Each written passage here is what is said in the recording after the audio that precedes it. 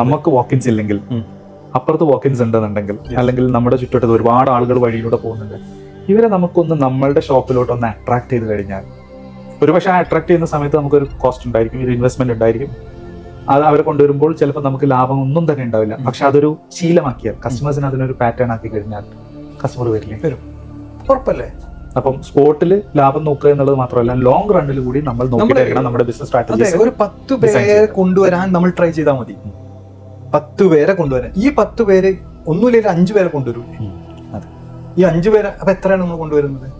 ഇതിനൊക്കെ പുറമെ ഈ 10 പേരൊക്കെ അല്ലേ, അതിനേക്കാൾ കൂടുതൽ കൊണ്ടുവരാൻ ഒരു പുഷ് പോലും ചെയ്യുന്നില്ല. കസ്റ്റമറെ ഷോപ്പിലേക്ക് കൊണ്ടുവരാൻ ഇന്ന് ചെറുകിട ബിസിനസ്സുകാരോടാണ് നമ്മൾ സംസാരിക്കുന്നത്. വരുന്ന ആളുകൾക്ക് സാധനം കൊടുക്കുന്നു. പുതിയ ആളെ എങ്ങനെ കൊണ്ടുവരാൻ പറ്റും? ഒരു ചെലവില്ലാതെ നമുക്ക് കൊണ്ടുവരാൻ പറ്റും ഷോപ്പിലേക്ക് പുതിയ ആളുകളെ. അതിന്റെ ടാർഗറ്റുകൾ ശരിക്കും ഇപ്പോൾ സെയിൽസ്മാൻമാർക്ക് കൊടുക്കണം. ഞാൻ ഇന്ന് അത് കൊടുത്തിട്ടിരിക്കുന്ന ആളുകൊണ്ടാണ് ഞാൻ പറയുന്നത്.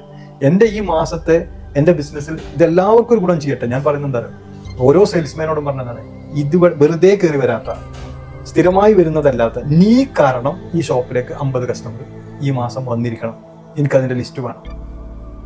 അതായത് 3 പേരുണ്ടെങ്കിൽ 150 പേര് ഈ ഷോപ്പിലേക്ക് നിങ്ങൾ കാരണം വരണം. ഞാൻ ബ്രാഞ്ച് മാനേജറോട് പറഞ്ഞു, അതിന്റെ കണക്ക് നിങ്ങൾ നോക്കണം, റിവ്യൂ ചെയ്യണം, എത്ര പേര് അവർ കാരണം വന്നു. അപ്പൊ എങ്ങനെ ഞങ്ങൾ കൊണ്ടുവരാൻ?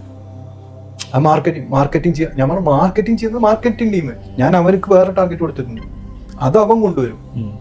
നിങ്ങൾ കാരണം ഒരാൾ വരണം. അവർക്ക് ഞാൻ പറഞ്ഞു, ആലോചിക്കുക എങ്ങനെ. ഇത് ഓരോരുത്തരുടെ റെസ്പോൺസിബിലിറ്റിയാണ് അനിഫിക. എനിക്ക് എക്സാമ്പിൾ പറഞ്ഞുതരാൻ പറ്റും. എന്റെ മറ്റൊരു ക്ലയന്റ്, ഞാൻ ക്ലയൻസിന്റെ പേരൊക്കെ ഇങ്ങനെ പറയുന്നുണ്ട്, പ്രോബ്ലം ഉണ്ടാവില്ല, കാരണം അവരൊക്കെ ചെയ്യുന്നൊക്കെ എത്തിക്കൽ ആയിട്ടുള്ള കാര്യങ്ങളായതുകൊണ്ട് തന്നെ പറയുന്നു. ഡെലീഷ്യന്റെ ക്ലയന്റ് ആണ്. ഡെലീഷ്യയുടെ ഓണർ ഹമീദിക്ക. നിങ്ങൾ ഡെലീഷ്യയില് മലപ്പുറത്തെ ബസ് സ്റ്റാൻഡിനുള്ള മലപ്പുറത്തേറ്റ് അറിയപ്പെടുന്ന വൺ ഓഫ് ദി റെസ്റ്റോറൻറ്റ്സിലൊന്നാണ് ഡെലീഷ്യ. ഹമീദിക്ക് നിങ്ങൾ അവിടെ ഉച്ചയ്ക്ക് ഏകദേശം ഒരു 12:30, 1 മണി, 2 മണിക്ക് ഭക്ഷണം കഴിക്കാൻ പോയി കഴിഞ്ഞാൽ ആ ഹോട്ടലിൽ അദ്ദേഹം ഉണ്ടായിരിക്കും.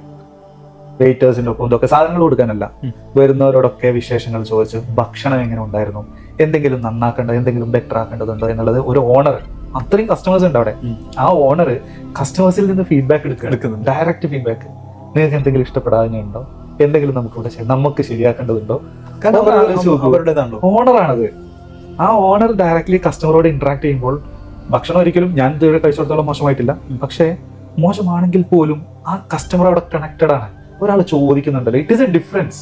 മറ്റുള്ള എത്രയോ ഹോട്ടൽ ശൃംഖലകളുണ്ട്, അവർ ചെയ്യുന്നുണ്ടോ എന്നുള്ളത് എനിക്കറിയില്ല, പക്ഷെ ഞാൻ കണ്ടിടത്തോളം ഇദ്ദേഹം വ്യത്യസ്തമായിട്ട് ചെയ്യുന്നത് ഞാൻ കണ്ടു. അപ്പൊ നമ്മുടെ ഒക്കെ ബിസിനസ്സിൽ കസ്റ്റമറെ കണക്ട് ചെയ്യുന്ന ഇത്തരത്തിലുള്ള കൊച്ചു ഫാക്ടേഴ്സ് ഉണ്ട്. അത് ഐഡന്റിഫൈ ചെയ്ത് അതിനെ പരിപോഷിപ്പിച്ച് അതായിരിക്കണം നമ്മൾ നമ്മളുടെ ടീം മെമ്പേഴ്സിന് കൊടുക്കേണ്ടത്. ടീം മെമ്പേഴ്സ് പേടിക്കണം, എന്റെ കസ്റ്റമർ ഞാൻ നല്ല സർവീസ് കൊടുത്തിട്ടില്ലെങ്കിൽ ബോസിന്റെ അടുത്ത് ഇത് എത്തിയിരിക്കും, ഡയറക്ട്ലി ബോസിന്റെ അടുത്ത് എത്തിയിരിക്കും എന്ന് പറഞ്ഞാൽ അവൻ നല്ല സർവീസേ കൊടുക്കുള്ളൂ, ഉടായ്പിനൊന്നും പോവില്ല. നമ്മളാണ് അവസരങ്ങൾ ഉണ്ടാക്കുന്നത്. ടീം മെമ്പേഴ്സിന്റെ അടുത്തേക്ക് നമ്മൾ പറയുന്ന കാര്യങ്ങൾ ചെയ്യൽ അവരുടെ ഒരു ബാധ്യതയായിട്ട് അവർക്ക് തോന്നണം. തോന്നാതെ ഒന്നും ചെയ്യാൻ കഴിയില്ല.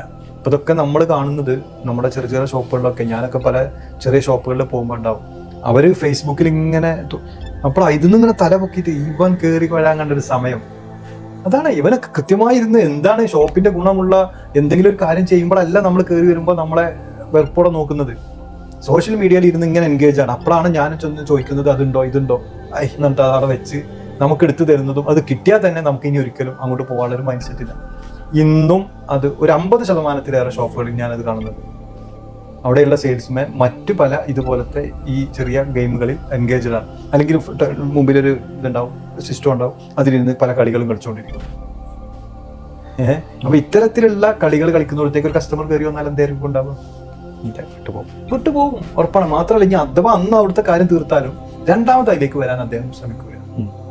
ഷോപ്പിനകത്ത് ചില ആളുകൾ കാണാം, തലതാറ്റി ഇങ്ങനെ ടേബിളിന്റെ മുകളിൽ കടന്നുറങ്ങുന്നവരുണ്ടാവും, അല്ലെങ്കിൽ വന്ന് എന്തെങ്കിലും ചോദിച്ചാൽ എന്നിട്ട് ഒരു ഇതിന് ഹവയിൽ ആൻസർ പറയുന്നവരുണ്ടാവും.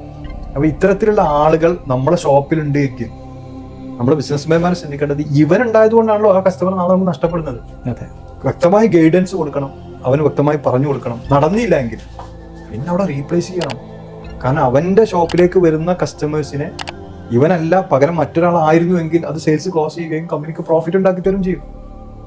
ഈ ഒരൊറ്റ ആളല്ലെങ്കിൽ, മനസ്സിലായി, ഈ ആളല്ലെങ്കിൽ അത് നമുക്ക് പ്രോഫിറ്റഡ് ആണ്. അതെ. പിന്നെ ഇവനോട് ഇങ്ങനത്തെ ഇതുപോലത്തെ ആളുകളെ നമ്മൾ എന്തിനാ അവിടെ വെച്ച് നിലനിർത്തണം. അപ്പൊ കസ്റ്റമേഴ്സിന്റെ സെയിൽസ്മാന്റെ പേഴ്സണാലിറ്റി, അതെ, ക്ലോസ് ചെയ്യുന്നിടത്ത് വലിയൊരു സംഭവമാണ്. ഷോപ്പിനകത്ത് അവൻ ജോലിയാണ് ചെയ്യുന്നത്. അതെ. ജോലി സമയത്ത് അതിന്റെ വളർച്ചക്കും അതുമായി കണക്ട് ചെയ്തതുമല്ലാത്ത എന്ത് ആക്ടിവിറ്റിയിലേക്ക് അവർ പോയാലും കസ്റ്റമർ വരുമ്പോൾ അവരുടെ മുഖം ചുളി. അതെ. വേറെ എന്ത് ആക്ടിവിറ്റി അത് ആ മറ്റൊരു ആക്ടിവിറ്റി ചെയ്യാൻ അവിടെ സമ്മതിക്കരുത്. അവരെ പേഴ്സണൽ കാര്യങ്ങൾ ചെയ്യാൻ നമുക്ക് വേറെ സമയമുണ്ടല്ലോ. ഇതിന് നമ്മൾ പേ ചെയ്യുന്നില്ലേ? ഈ ടൈമിന് നമ്മൾ പേ ചെയ്യുന്ന അവിടെ ടൈമാണല്ലോ നമ്മൾ വാങ്ങിച്ചിട്ടുള്ളത്. അതെ. ഇവിടെ പേഴ്സണാലിറ്റി നിങ്ങൾ പറഞ്ഞ കാര്യത്തിൽ കസ്റ്റമേഴ്സ് വിട്ടുപോകാൻ വലിയൊരു കാരണം തന്നെ. പേഴ്സണാലിറ്റി ഇല്ല എന്ന് പറയുന്ന പദം ഇതൊക്കെയും നമ്മുടെ കസ്റ്റമേഴ്സ് നമ്മളറിയാതെ തന്നെ നമ്മളെ വിട്ടുപോകാനുള്ള കാരണങ്ങളാണ്. Dude telecom.